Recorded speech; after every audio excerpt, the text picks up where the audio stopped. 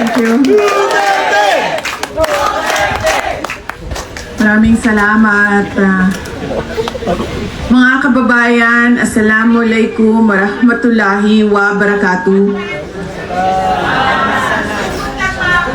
Madayaw, ngayong adlaw, kaninyong tanan. Magandang araw sa inyong lahat. Unahin ko po muna ang aking mga pagpapasalamat. Una po, ang pagpapasalamat natin kay Allah sa Diyos na ibinigay sa atin itong araw na ito para po tayo ay makapagbigay ng rice, food bags para sa mga kababayan natin dito sa Cotabato. Ang susunod na pagpapasalamat ay sa ating barangay kapitana, si Zara, sa kanyang tulong para po mabuo ang ating programa ngayong umaga na ito. Ang susunod na pagpapasalamat po ay para sa ating mga OVP partners and supporters dito sa OVP BARM Satellite Office dahil tumutulong sila lagi para sa ating mga kababayan at sinusuportahan ang mga proyekto at programa ng Office of the Vice President. Maraming salamat sa inyong lahat. At ang susunod na pagpapasalamat ay mula po sa akin para sa aking mga kasamahan sa Office of the Vice President Satellite Office BARM SO. Nagpapasalamat ako sa kanila. Sila po yung nag-organisa, naghanda at gumising ng maaga para mabuo at masagawa ang programa natin ngayong umaga. Sila po ay pinangungunahan ni Pong Abbas, ni Zohaira Abbas. Maraming salamat sa inyo. At ang susunod na pagpapasalamat ay mula po sa akin para sa inyong lahat, mga kababayan namin dito sa Cotabato City, sa BARM, sa inyong patuloy na suporta at pagtitiwala sa akin at sa aking mga kasamahan sa tanggapan ng pangalawang Pangulo. Kahit madami kaming mga pinagdadaanan na mga problema, na mga issue, na mga challenges, pero nandyan pa rin kayo sumusuporta at nagtitiwala sa amin. Maraming salamat. Ang susunod na pagpapasalamat po ay mula kay dating Pangulong Rodrigo Duterte.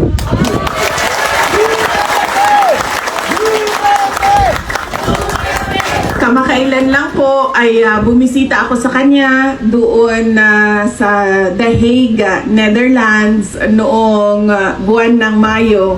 At lagi niyang sinasabi kapag kami ay nag-uusap, ako ay bumibisita doon sa kulungan, na ipaabot sa inyong lahat ang taus-puso niyang pagpapasalamat sa 6 na taon na suporta ninyo sa kanyang administrasyon. At syempre, ang inyong pagdarasal na siya ay makauwi na dito sa ating pinakamamahal na bayan. Maraming salamat sa inyo. Gusto ko rin batiin yung mga kapitbahay natin na nasa kabilang... Ayun.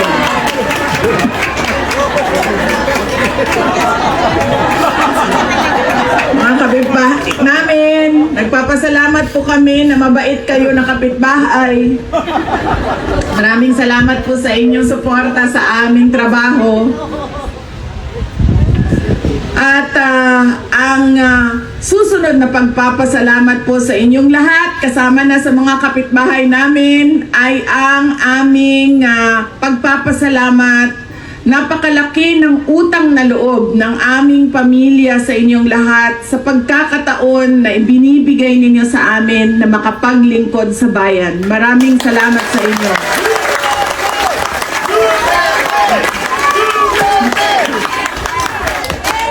Malaki po, dako kayo nga mo ang utang nga kabubuton kaninyong tanan mga kaigsuonan namo sa higayon nga ginahatag ninyo kanamo nga makaserbisyo sa nasod. Daghan kayong salamat.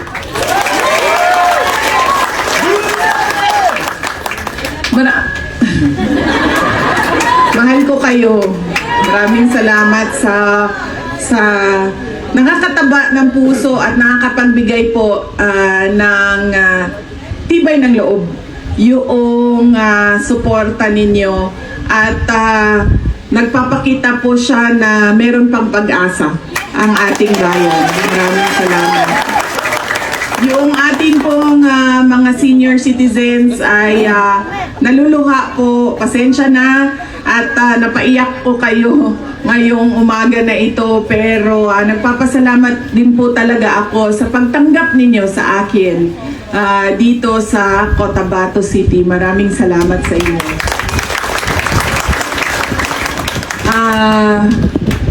Siyempre magpasalamat din tayo, hindi tayo kinuha ni Lord noong lindol nung nakaraang araw. Malakas ba yung lindol sa inyo dito? No? Sa amin sa Davao din, napakalakas nung lindol.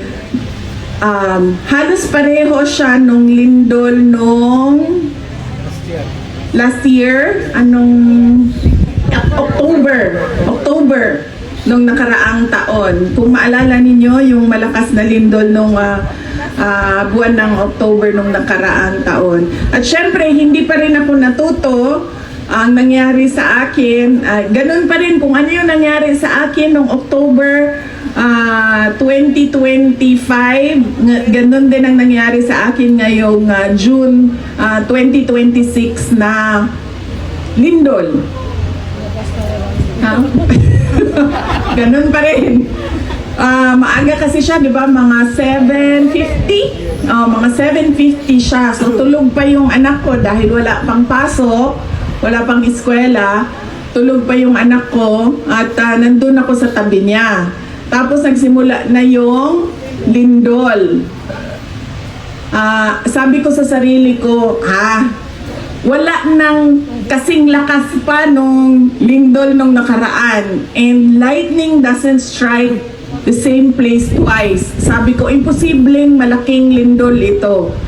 Tapos dahan-dahan na siyang lumalakas, na sinabi ko na hinihila ko na ang anak ko. Hindi ko siya mahila kasi tulog na tulog siya, at syempre wala siyang kaalaman sa kung ano ang lindol.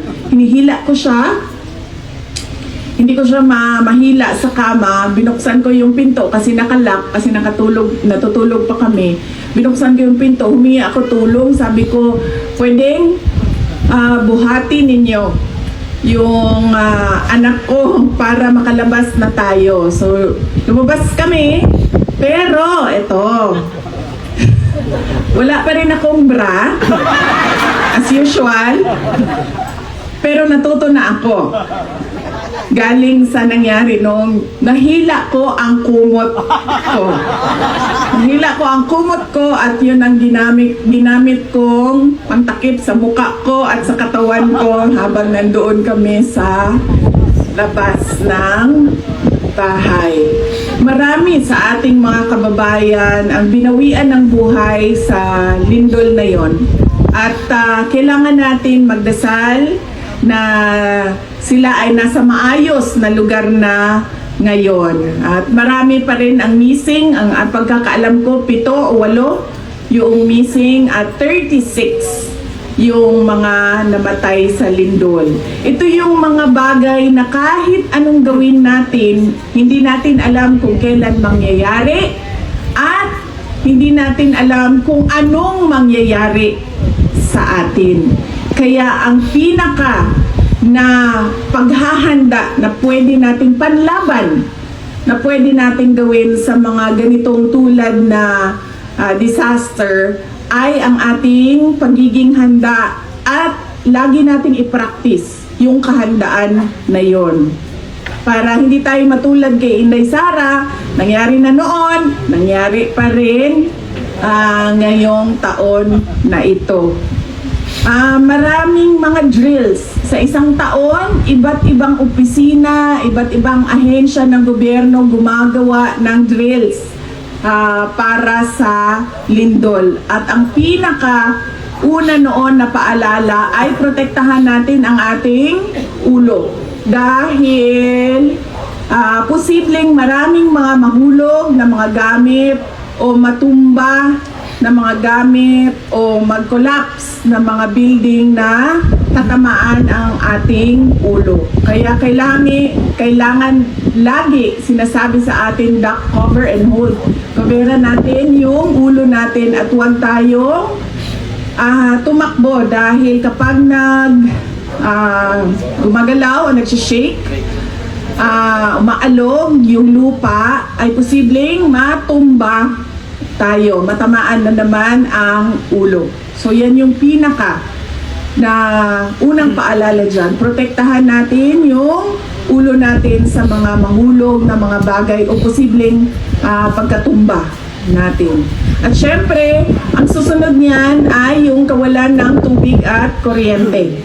Kaya napakahalaga na handa yung mga go bag natin, yung ating mga power bank para sa ating mga cellphone, para alam ng ating mga mahal sa buhay na tayo ay ligtas at kung nasaan tayo. At syempre yung mga gamot, yung mga extra na damit, lahat yon, emergency light, lahat yon nakalagay lagi sa ating go bag at yun ang hilain natin. Ilagay nyo na rin yung mga brand ninyo doon sa loob ng go bag na yan.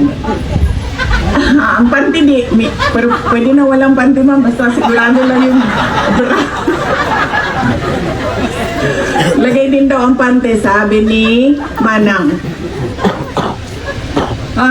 Ang susunod po na mensahe ko ay mensahe ng pagpapaalala sa inyong lahat sa edukasyon ng ating mga anak. Ngayon po ay bukas na ang mga paaralan, iba't ibang paaralan sa Department of Education. Magbubukas na rin ang mga private schools. At gusto kong ipaalala sa inyo, may kunti kaming tulong para makatulong sa gastos ninyo para sa pagbukas ng mga klase ng inyong mga anak, ng inyong mga apo, ng inyong mga pamangkin.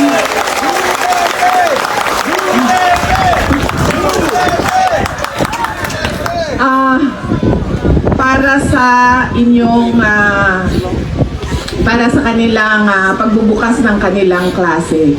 At ipaalala ko sa inyo ang kahalagahan ng edukasyon.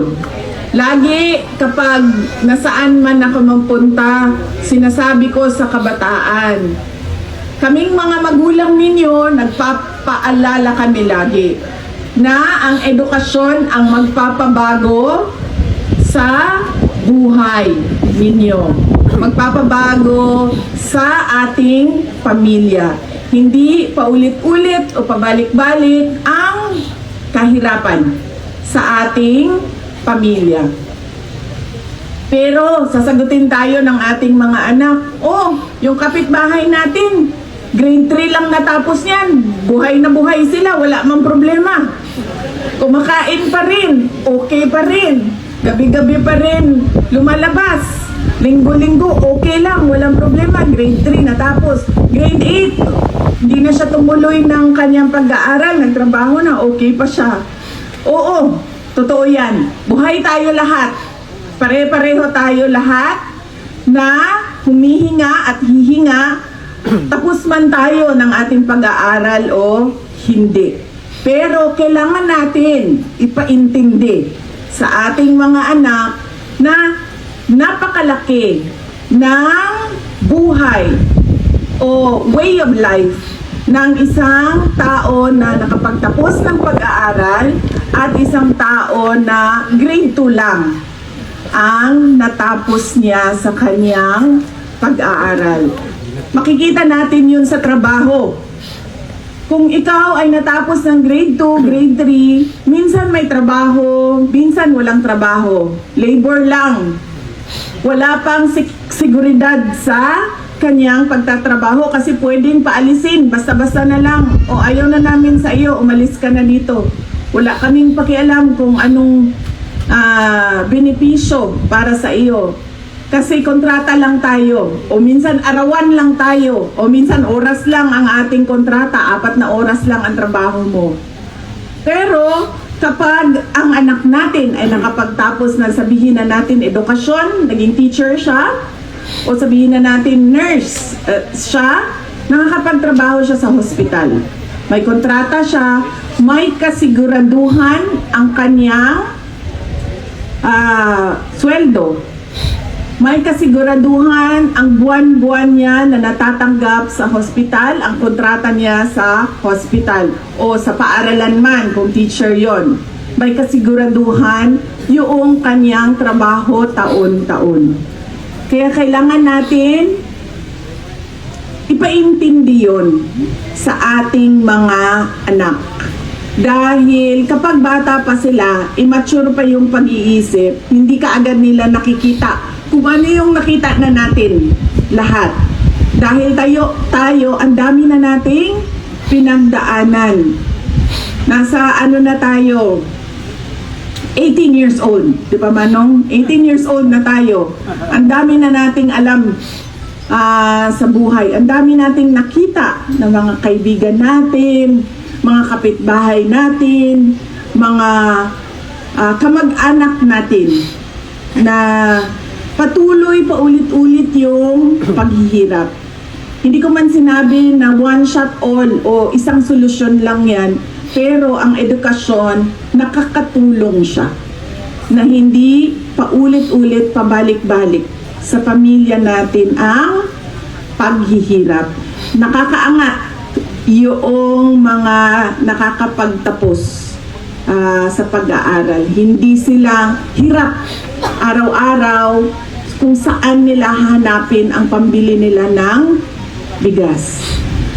Yan po ang kailangan natin at kailangan namin sa Office of the Vice President ipaintindi at ulit-ulitin sa ating mga kababayan na dasal namin ay umabot doon sa inyong komunidad, umabot doon sa loob ng inyong mga pamamahay. At syempre, ang susunod ko na mensahe ay mensahe ng kapayapaan. Ang edukasyon din nagdadala ng kapayapaan. At ang respeto o pagtanggap natin sa pagkakaiba-iba natin nagdadala din ng kapayapaan.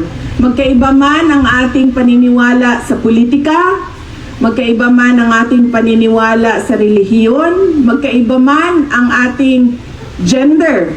Ngayong buwan na ito ay LGBTQ month o ito yung pagkilala sa iba't ibang gender o kasarian, lesbian, gay, transsexual, bisexual, transgender, queer, at iba pang gender. Kung tayo ay marunong magrespeto, mga PWD, marunong magrespeto sa pagkakaiba-iba natin, na hindi tayo pare-pareho talaga. Lahat tayo pinanganak ng Diyos na merong sariling buhay, may sariling paninindigan, may sariling paniniwala, merong kapansanan, walang kapansanan, may ibang kagustuhan sa kasarian, o hindi man kung ano yung pinanganak tayo, kailangan natin tanggapin yon. Lahat yon nagdadala ng kapayapaan sa ating mga pamamahay at sa ating mga komunidad. Kahit ugali, alam nyo, mahirap laging pinag-aawayan sa loob ng bahay. Ugali, pagkakaiba ng ugali ng bawat isa na nasa loob ng bahay. Kahit ugali, kailangan natin respetuhin yun. Lalo na kung hindi naman yun masama o nakakasakit ng ibang tao. Kailangan yung inclusion and respect natin sa pagkakaiba-iba natin. Yan po ay nagdadala ng kapayapaan sa ating barangay, sa ating komunidad, sa loob ng ating pamilya, sa loob ng ating pamamahay. At syempre, kapag merong kapayapaan, merong sumusunod na kaunlaran. Dahil ang mga tao, nakatutok na lang sila doon sa pag-angat ng kanilang buhay at antas nila sa komunidad. Hindi na sila nakatutok doon sa mga bagay na hindi naman mahalaga, kundi nakatutok na lang sila na paano ko ba mapapaayos ang aking sarili at ang aking pamilya. So yan po ang mensahe natin ngayong umaga na ito. Mensahe ng pagpapasalamat, mensahe ng pag-iingat lagi, pagiging handa, mensahe sa edukasyon, at ang panghuli ay mensahe ng kapayapaan. Lahat yan magdadala ng kaunlaran para sa ating bayan. Masaya ako.